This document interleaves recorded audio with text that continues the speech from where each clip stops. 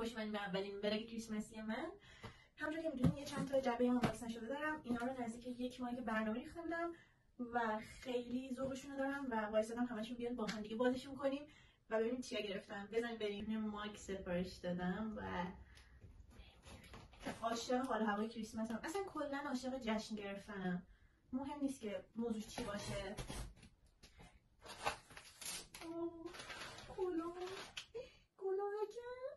بزنم سرم.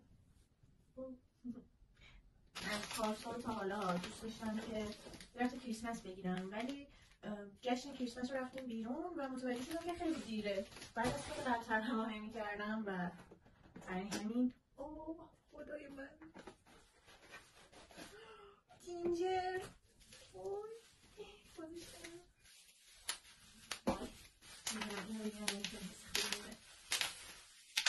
امروز یکی از لیوانام شکست و خیلی متاسف شدم، ولی یادم افتاد که جینجر دارم واسه این زمستون و خیلی خوشحالم.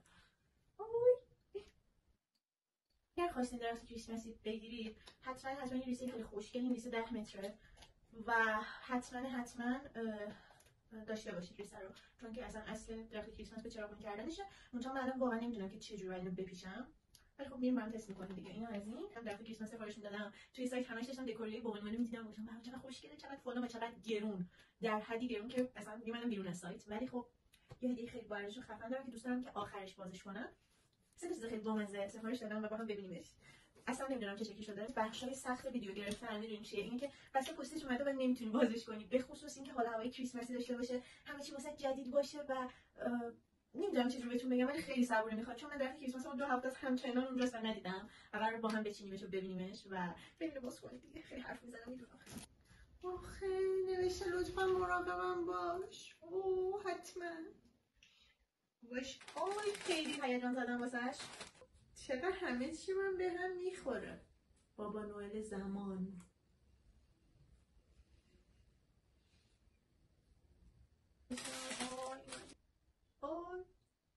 خدا رو شکر همه چی من ست میشه. بچه درختیمو میبینی؟ ای خدایا. ما 2 تا درخت داریم همیشه. سلام گوگلم. خب کریسمسیمه. افتاد. این گویا رو میذارم اینجا بخواد. خیلی دوستش دارم.